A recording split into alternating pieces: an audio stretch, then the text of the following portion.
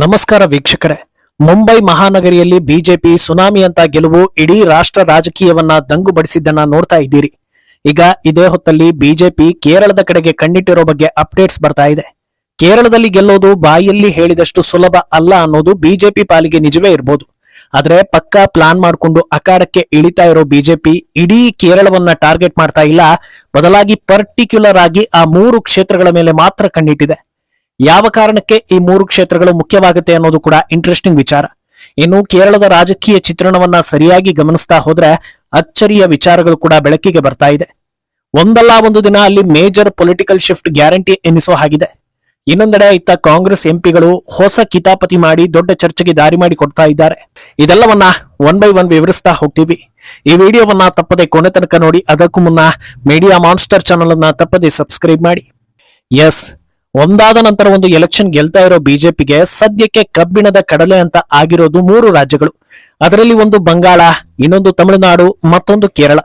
ಬಂಗಾಳದ ಕಡೆಗೆ ನೋಡಿದ್ರೆ ಸದ್ಯ ವಾತಾವರಣ ಬಿಜೆಪಿ ಪರವಾಗಿ ಇದೆ ಅನ್ನೋದನ್ನ ಬಹುತೇಕರು ಒಪ್ಪಿಕೊಳ್ತಾರೆ. ಮಮತಾ ಬ್ಯಾನರ್ಜಿ ವರ್ತನೆಯಲ್ಲೂ ಕೂಡ ಈ ಬಾರಿ ಅವರಿಗೆ ಸೋಲಿನ ಭಯ ಇದೆ ಅನ್ನೋದು ಕಾಣಿಸ್ತಾ ಇದೆ. ಅಲ್ಲದೆ ಬಿಜೆಪಿ ಬಂಗಾಳದಲ್ಲಿ ವಿಪಕ್ಷದವರೆಗೆ ಬಂದಿರೋದ್ರಿಂದ ಸಿಎಂ ಕುರ್ಚಿ ದೂರ ಇಲ್ಲ ಅನ್ನೋ ಒಂದು ಆಶಾಭಾವ ಕೂಡ ಇದೆ. ಇನ್ನು ತಮಿಳುನಾಡು, ಇಲ್ಲಿ ಈ ಬಾರಿ ಗೆಲ್ತೀವಿ ಅನ್ನೋ ಲೆಕ್ಕವನ್ನ ಬಿಜೆಪಿ ಇಟ್ಕೊಂಡಿಲ್ಲ.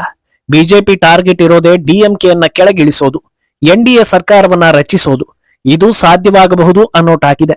ಅಲ್ಲಿಗೆ ಉಳಿದಿದ್ದು ಕೇರಳ.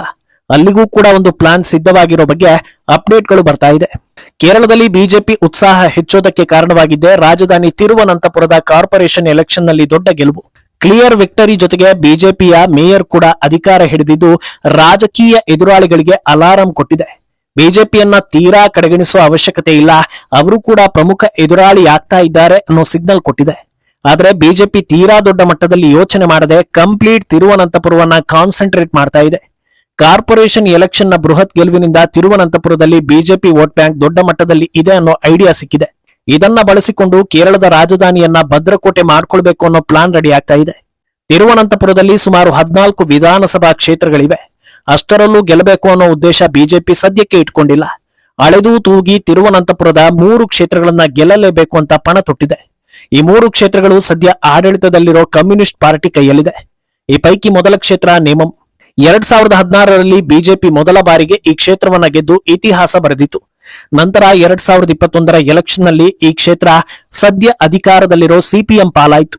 ಈಗಿನ ಎಜುಕೇಶನ್ ಮಿನಿಸ್ಟರ್ ಶಿವನ್ಕುಟ್ಟಿ ಕೂಡ ಅದೇ ಕ್ಷೇತ್ರದಿಂದ ಗೆದ್ದು ಬಂದಿದ್ದಾರೆ. ಆದ್ರೆ ಸದ್ಯದ ವಾತಾವರಣ, ಗ್ರೌಂಡ್ ರಿಪೋರ್ಟ್ ಕಲೆ ಹಾಕಿರೋ ಬಿಜೆಪಿ ಮುಂದಿನ ಎಲೆಕ್ಷನ್ ನಲ್ಲಿ ಬದಲಾವಣೆ ಗಾಳಿ ಬೀಸಬಹುದು ಅನ್ನೋದನ್ನ ಗಮನಿಸಿದೆ. ಈ ಕ್ಷೇತ್ರದಿಂದ ಖುದ್ದು ನಾನೇ ಸ್ಪರ್ಧೆಗೆ ಇಳಿತೀನಿ ಅಂತ ಕೇರಳ ಬಿಜೆಪಿ ಅಧ್ಯಕ್ಷ ರಾಜೀವ್ ಚಂದ್ರಶೇಖರ್ ಓಪನ್ ಸ್ಟೇಟ್ಮೆಂಟ್ ಕೊಟ್ಟಿದ್ದಾರೆ. ಹೈಕಮಾಂಡ್ ಫೈನಲ್ ಮಾಡಿದ್ರೆ ಅವರು ನಿಲ್ಲೋದು ಕನ್ಫರ್ಮ್ ಆಗುತ್ತೆ. ಆಗ ಆ ಕ್ಷೇತ್ರ ಹೈ ವೋಲ್ಟೇಜ್ ಎನ್ನಿಸ್ಕೊಳ್ಳೋದು ಪಕ್ಕಾ ಆಗುತ್ತೆ. ಅತ್ತ ಕಮ್ಯುನಿಸ್ಟ್ ಪಾರ್ಟಿ ಹಾಲಿ ಸಚಿವರನ್ನೇ ಮತ್ತೆ ಕಣಕ್ಕಿಳಿಸೋ ಬಗ್ಗೆ ಪ್ಲಾನ್ ಮಾಡ್ತಾ ಇದ್ರೆ ಕಾಂಗ್ರೆಸ್ ಒಕ್ಕೂಟ ಯಾರನ್ನ ಫೀಲ್ಡ್ಗೆ ಇಳಿಸಬೇಕು ಅನ್ನೋ ಬಗ್ಗೆ ಚರ್ಚೆ ನಡೆಸ್ತಾ ಇದೆ. ಇನ್ನೊಂದು ಕ್ಷೇತ್ರ ಒಟ್ಟಿಯೂರ್ ಕಾವು. ಈ ಕ್ಷೇತ್ರ 2016ರಲ್ಲಿ ಕಾಂಗ್ರೆಸ್ ಕೈಯಲ್ಲಿತ್ತು. ಆದ್ರೆ 2019ರ ಬೈ ಎಲೆಕ್ಷನ್ ಬಂದಾಗ ಈ ಕ್ಷೇತ್ರ ಕಮ್ಯುನಿಸ್ಟ್ ಪಕ್ಷದ ಪಾಲಾಯಿತು. ಆದ್ರಿಂದ ಇದನ್ನ ವಾಪಸ್ ಪಡೆಯೋದಕ್ಕೆ ಕಾಂಗ್ರೆಸ್ ಕೂಡ ಕಣ್ಣಿಟ್ಟಿದೆ. ಬಿಜೆಪಿಗೆ ಇರೋ ಕಾನ್ಫಿಡೆನ್ಸ್ ಏನಂದ್ರೆ ಕಳೆದ ಎಲೆಕ್ಷನ್ ನಲ್ಲಿ ಬಿಜೆಪಿಗೆ ಇಲ್ಲಿ ವೋಟ್ ಶೇರ್ ಜಾಸ್ತಿ ಆಗಿತ್ತು. ಬಿಜೆಪಿ ಅಭ್ಯರ್ಥಿ ವಿ ರಾಜೇಶ್ 2ನೇ ಸ್ಥಾನವನ್ನ ಪಡೆದಿದ್ರು. ಈಗ ಅವರೇ ಬಿಜೆಪಿಯ ಮೊದಲ ಮೇಯರ್ ಕೂಡ ಆಗಿದ್ದಾರೆ. ಆದ್ರಿಂದ ಗ್ರೌಂಡ್ ಲೆವೆಲ್ ನಲ್ಲಿ ವೋಟ್ ಹೆಚ್ಚಿಸಿಕೊಳ್ಳೋ ವಿಶ್ವಾಸ ಹೆಚ್ಚಿದೆ. ಇನ್ನು ಈ ಕ್ಷೇತ್ರದಿಂದ ಬಿಜೆಪಿ ಹಿರಿಯ ನಾಯಕ ಹಾಗೂ ಜನಪ್ರಿಯ ನಾಯಕ ಕೆ ಸುರೇಂದ್ರನ್ರನ್ನ ಇಳಿಸೋದಕ್ಕೆ ಬಿಜೆಪಿ ಪ್ಲಾನ್ ಮಾಡಿಕೊಂಡಿದೆ. ಅತ್ತ ಪ್ರಬಲ ಪೈಪೋಟಿಗೆ ಪ್ಲಾನ್ ಹಾಕ್ತಾ ಇರೋ ಕಾಂಗ್ರೆಸ್ ಕೂಡ ಪಾಪ್ಯುಲರ್ ನಾಯಕನನ್ನ ಕಣಕ್ಕಿಳಿಸೋ ಬಗ್ಗೆ ಲೆಕ್ಕಾಚಾರ ಹಾಕಿಕೊಂಡಿದೆ. ಇಲ್ಲಿ ಬಿಜೆಪಿಗೆ ಇರೋ ಅಡ್ವಾಂಟೇಜ್ ಏನಂದ್ರೆ ಕಾಂಗ್ರೆಸ್ ಹಾಗೂ ಕಮ್ಯುನಿಸ್ಟ್ ವೋಟರ್ಗಳು ಡಿವೈಡ್ ಆಗ್ತಾರೆ ಅನ್ನೋದು. ಆದ್ರೆ ಈ ಬೆಳವಣಿಗೆಯನ್ನ ಗಮನಿಸಿರೋ ಕಮ್ಯುನಿಸ್ಟ್ ಪಕ್ಷದ ಹಾಲಿ ಶಾಸಕ ಹೇಳೋದು, ಯಾರೇ ಬಂದರೂ ಈ ಕ್ಷೇತ್ರವನ್ನ ನಾನು ಉಳಿಸ್ಕೊಳ್ತೀನಿ, ನಾನು ಸಾಕಷ್ಟು ಅಭಿವೃದ್ಧಿ ಕೆಲಸವನ್ನ ಮಾಡಿರೋದ್ರಿಂದ ಜನರು ನಮ್ಮ ಕೈ ಬಿಡೋದಿಲ್ಲ ಅನ್ನೋದು ಅವರ ಭರವಸೆ. ಆದ್ರಿಂದ ಈ ಕ್ಷೇತ್ರ ಹೈ ವೋಲ್ಟೇಜ್ ಆಗ್ತಾ ಇದೆ ಅನ್ನೋದ್ರಲ್ಲಿ ಅಚ್ಚರಿ ಇಲ್ಲ. ಇನ್ನು 3ನೇ ಕ್ಷೇತ್ರ ಕಳಕ್ಕೂಟಂ. ಈ ಕ್ಷೇತ್ರದಲ್ಲಿ ಸದ್ಯ ಕಮ್ಯುನಿಸ್ಟ್ ಪಕ್ಷದ ಎಂಎಲ್ಎ ಇದ್ದಾರೆ. ಇಲ್ಲಿ ಬಿಜೆಪಿಗೆ ವಿಶ್ವಾಸ ಮೂಡೋದಕ್ಕೆ ಹಲವು ಕಾರಣಗಳಿವೆ. ಮೊದಲನೆಯದು, ಕಳೆದ 2 ಎಲೆಕ್ಷನ್ ನಲ್ಲಿ ಬಿಜೆಪಿ ಅಭ್ಯರ್ಥಿ ಇಲ್ಲಿ 2ನೇ ಸ್ಥಾನಕ್ಕೆ ಬಂದಿರೋದ್ರಿಂದ ಒಂದು ಫಿಕ್ಸ್ಡ್ ವೋಟ್ ಬ್ಯಾಂಕ್ ಇದೆ ಅನ್ನೋದು ಗೊತ್ತಾಗಿದೆ. ಇನ್ನೊಂದು ಮೇಜರ್ ಇಂಪ್ಯಾಕ್ಟ್ ಅಂದ್ರೆ ಅದು ಸದ್ಯ ನಡೀತಾ ಇರೋ ಶಬರಿಮಲೆ ಚಿನ್ನ ಹಗರಣದ ಕೇಸ್. ಹಗರಣದ ಸಮಯದಲ್ಲಿ ಈ ಕ್ಷೇತ್ರದ ಎಂಎಲ್ಎ ದೇವಸ್ವಂ ಬೋರ್ಡ್ನ ಮಿನಿಸ್ಟರ್ ಆಗಿದ್ರು. ಆದ್ರಿಂದ ಈ ಇಶ್ಯೂ ಇಟ್ಕೊಂಡು ಪ್ರಚಾರಕ್ಕಿಳಿದರೆ ಬಿಜೆಪಿಗೆ ಪ್ಲಸ್ ಆಗಬಹುದು ಅನ್ನೋ ನಿರೀಕ್ಷೆ ಇದೆ. ಇನ್ನು ಕೇರಳದ ವಾತಾವರಣದ ಬಗ್ಗೆ ಹೈಕಮಾಂಡ್ಗೆ ಪಿನ್ ಟು ಪಿನ್ ಅಪ್ಡೇಟ್ ಹೋಗ್ತಾ ಇದ್ದು ಅಲ್ಲಿಂದಲೂ ಕೂಡ ಪ್ಲಾನ್ಗಳು ಬರ್ತಾ ಇವೆ. ಅಲ್ಲದೆ ದಕ್ಷಿಣ ರಾಜ್ಯಗಳ ಬಗ್ಗೆ ವಿಶೇಷ ಕಾಳಜಿ ವಹಿಸ್ತಾ ಇರೋ ಪ್ರಧಾನಿ ಮೋದಿ ಕೇರಳ ಪ್ರವಾಸದ ದಿನಾಂಕ ಕೂಡ ಫಿಕ್ಸ್ ಆಗಿದೆ. ಇದೇ ತಿಂಗಳ 23ಕ್ಕೆ ಪ್ರಧಾನಿ ಮೋದಿ ಕೇರಳಕ್ಕೆ ಬರಲಿದ್ದು ಕಾರ್ಯಕರ್ತರ ಉತ್ಸಾಹ ಹೆಚ್ಚಿಸ್ತಾ ಇದೆ. ಎಲೆಕ್ಷನ್ ಒಳಗೆ ಸಾಕಷ್ಟು ಭೇಟಿಗಳ ಸಾಧ್ಯತೆ ಕೂಡ ಇದೆ. ಇನ್ನು ಕೇರಳ ರಾಜಕೀಯ ಚಿತ್ರಣ ಎಲ್ಲರಲ್ಲೂ ಅಚ್ಚರಿ ತರಿಸುತ್ತೆ.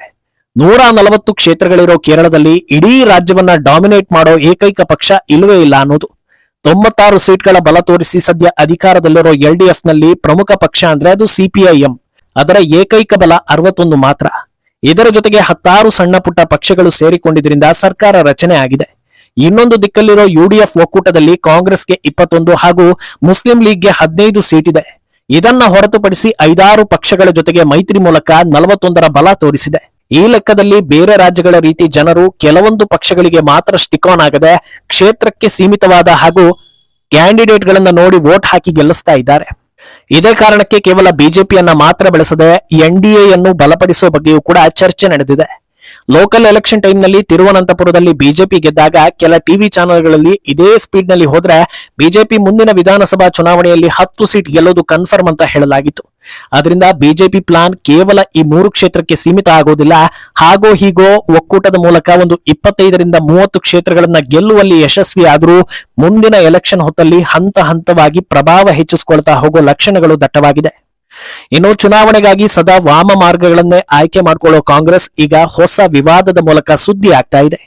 ಮಧ್ಯಪ್ರದೇಶದಲ್ಲಿ ಕಾಂಗ್ರೆಸ್ ಎಂಪಿಗಳು ಆದಿವಾಸಿ ಹಾಗೂ ಟ್ರೈಬ್ ಸಮುದಾಯಗಳಿಗೆ ನೀವು ಹಿಂದೂ ಅಂತ ದಾಖಲಿಸಬೇಡಿ ಅನ್ನೋ ಸಂದೇಶವನ್ನ ಕೊಡ್ತಾ ಇದ್ದಾರೆ. ಇದಕ್ಕಾಗಿ ಕ್ಯಾಂಪೇನ್ ಕೂಡ ಶುರುವಾಗಿದೆ ಅಂತ ರಾಷ್ಟ್ರೀಯ ಮಾಧ್ಯಮ ದೈನಿಕ್ ಜಾಗರಣ್ ವರದಿ ಮಾಡಿಕೊಂಡಿದೆ. ಅಲ್ಲಿನ ವಿಪಕ್ಷ ನಾಯಕ Umang Singhar say with pride we are tribals not Hindus ಅನ್ನೋ ಸ್ಲೋಗನ್ ಮೂಲಕ ಅವರನ್ನ ವಿಭಜಿಸೋ ಕೆಲಸ ಮಾಡ್ತಾ ಇದ್ದಾರೆ ಅನ್ನೋದು ದೊಡ್ಡ ಸುದ್ದಿ ಆಗ್ತಾ ಇದೆ. ಇಂಥ ಗಂಭೀರ ವಿಚಾರ ಕೇವಲ ಅಲ್ಲಿನ ರಾಜ್ಯ ಮಟ್ಟದಲ್ಲಿ ಚರ್ಚೆ ಆಗಿರೋದಿಲ್ಲ. ಇಂಥ ಗನಂದಾರಿ ಕೆಲಸಗಳಿಗೆ ಹೈಕಮಾಂಡ್ ಬೆಂಬಲ ಸದಾ ಇದ್ದೇ ಇರುತ್ತೆ ಅಂತಲೂ ಕೂಡ ಜನರು ಹೇಳ್ತಾ ಇದ್ದಾರೆ. ಅಲ್ಪಸಂಖ್ಯಾತರನ್ನ ಸತತವಾಗಿ ಓಲೈಕೆ ಮಾಡಿದ್ರು ಈಗ ಅವರು ಕೂಡ ಆಲ್ಟರ್ನೇಟ್ ಪಕ್ಷಗಳನ್ನ ಆರಿಸ್ಕೊಳ್ತಾ ಇದ್ದಾರೆ. ಹೀಗಿರುವಾಗ ಗೆಲ್ಲಬೇಕು ಅಂದ್ರೆ ಹಿಂದೂಗಳನ್ನ ವಿಭಜನೆ ಮಾಡಲೇಬೇಕು ಅನ್ನೋ ಲೆಕ್ಕಕ್ಕೆ ಬಂದು ಈ ನಿರ್ಧಾರ ಕೈಗೊಂಡಿದ್ದಾರೆ ಅಂತ ಹೇಳಲಾಗ್ತಾ ಇದೆ. ಒಟ್ನಲ್ಲಿ ಕಾಂಗ್ರೆಸ್ ಯಾವತ್ತೂ ಅಭಿವೃದ್ಧಿ ವಿಚಾರಗಳನ್ನ ಮುಂದಿಟ್ಕೊಂಡು ಎಲೆಕ್ಷನ್ ಅಖಾಡಕ್ಕೆ ಇಳಿಯೋದಿಲ್ಲ, ಗೆದ್ದ ಮೇಲೂ ಅಭಿವೃದ್ಧಿ ಕಡೆಗೆ ಗಮನ ಹರಿಸೋದಿಲ್ಲ ಅನ್ನೋದಕ್ಕೆ ಒಂದಾದ ನಂತರ ಒಂದು ಸಾಕ್ಷಿಗಳು ಸಿಗ್ತಾ ಇದೆ. ಆದ್ರೆ ಅವರಿಗೂ ಕೂಡ ವೋಟ್ ಹಾಕುವವರು ಇರೋದ್ರಿಂದ ಸಂವಿಧಾನಾತ್ಮಕವಾಗಿ ಅವರು ಮಾಡಿದ್ದನ್ನ ಸಹಿಸಿಕೊಳ್ಳಲೇಬೇಕು ಅನ್ನೋ ವಾತಾವರಣ ಇದೆ ಅನ್ನೋದನ್ನ ಜನರು ಹೇಳ್ತಾರೆ. ಮುಂದೇನಾಗುತ್ತೆ ಅನ್ನೋದನ್ನ ಕಾದು ನೋಡಬೇಕು. ಈ ಬಗ್ಗೆ ನಿಮ್ಮ ಅಭಿಪ್ರಾಯವನ್ನ ತಪ್ಪದೆ ಕಮೆಂಟ್ ಮೂಲಕ ತಿಳಿಸಿ.